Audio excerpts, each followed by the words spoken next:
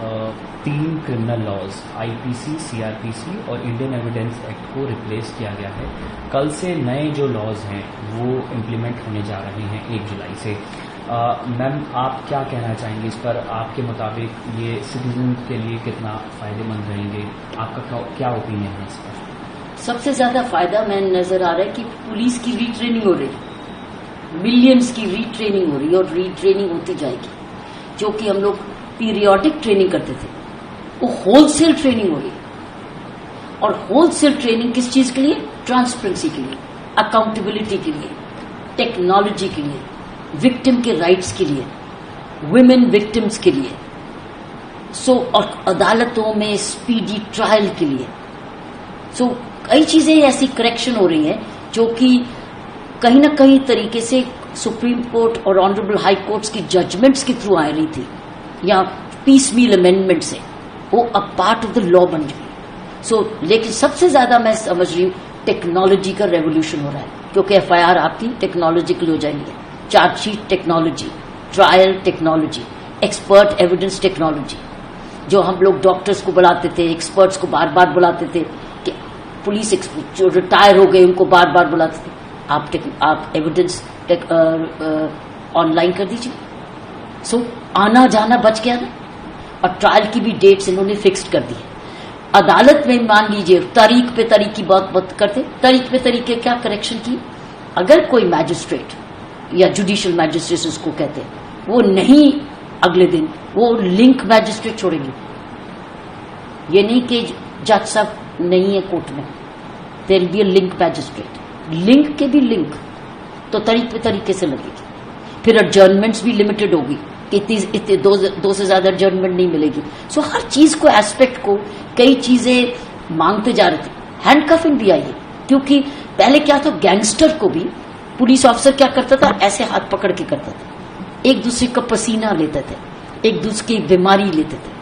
अब गैंगस्टर है या कोई ऐसे क्रिमिनल जो कि मेंशन है, उसको हथकड़ी अलाउड है, बाकियों के लिए नहीं।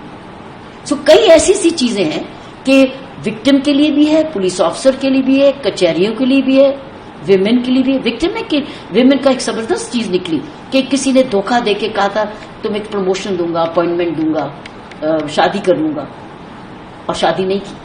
वो धोखा है, वो अब एक अपराध है। पहले 420 बनती थी और कहते कि नहीं ये तो पर्सनल मैटर है, वो पर्सनल मैटर नहीं है, अब वो दफा लगेगी, वो दंडित है। ऐसी सी चीजें अब नए कानूनों में आई हैं जो कि समाज में एफआईआर 0 है।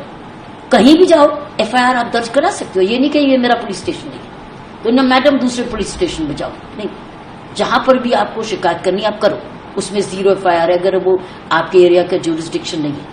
और उसका काम क्या है, at the earliest police station उसको उस पुलिस स्टेशन में भेजना है जहां उसको तफ्तीश होनी है, और उसको कॉपी उसको मिल रही है। तो कितना फर्क हो गया।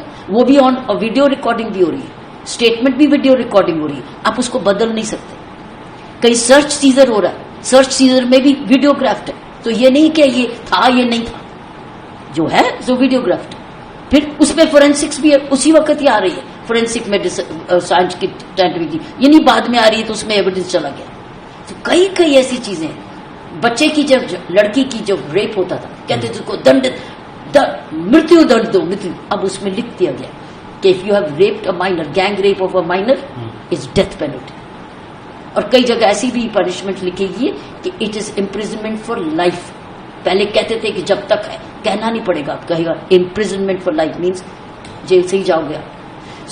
एक्यूज के लिए भी बेनिफिट है, स्पीडी ट्रायल, चार्जशीट भी फिक्स टाइम पर चार्जशीट आपको अदालत में करनी पड़ेगी।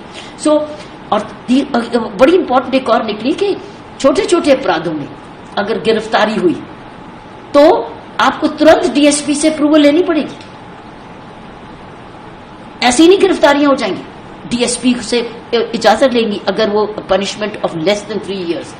वो जितने अपराध हैं ऐसे जो कि कम 3 साल से कम है, आपको डीएसपी से अप्रूवल लेनी पड़ेगी, तब आप गिरफ्तारी करेंगे। फिर एक और बात, जब बहुत नई चीजें, ये एक बड़ी इंपॉर्टेंट है कि आपने जाके कंप्लेंट की, ठीक है, और सीधा कहते हैं एफआईआर दर्ज, कई बार झूठी होती है या सच्ची होती है। आप अगर पुलिस ऑफिसर समझता है कि समय है, उसके बाद उसकी प्रिलिमिनरी इंक्वायरी भी कर सकता है और उसके बाद उसको 15 डेज में अपनी इंक्वायरी कंप्लीट करनी है, एफआईआर दर्ज करनी है। दैट मीन्स सीधा एफआईआर नहीं दर्ज होगी।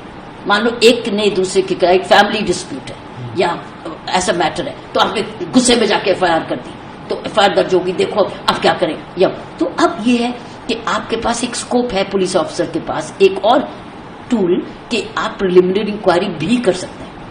ये नहीं ही करेंगे, भी कर सकते हैं। दैट मीन्स हो सकता है कि वो 2 हफ्तों में गुस्सा खत्म हो गया या चोरी का माल समझ गए, वो फैसला हो गया आपस में। जी, हर चीज के 2 पहलू हैं, लेकिन एक और तरीके हैं इन्वेस्टिगेशन के लिए। लोगों को जस्टिस, कम्युनिटी पनिशमेंट भी दे सकते हैं। छोटे दंड में आप कह सकते हैं कि आप ये जेल नहीं जाएंगे, आप ये सेवा करेंगे समाज की ये वाली, और उसके भी कोई मापदंड होंगे।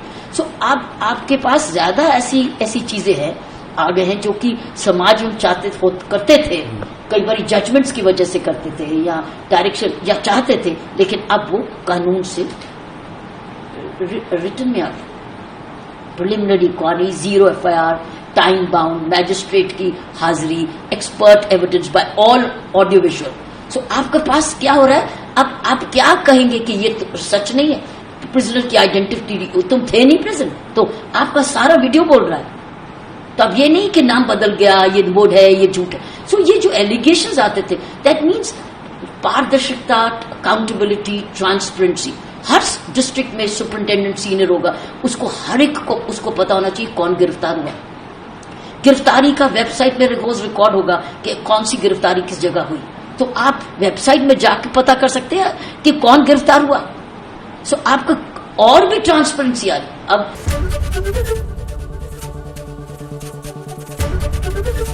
एबीपी गंगा, खबर आपकी, जुबान आपकी।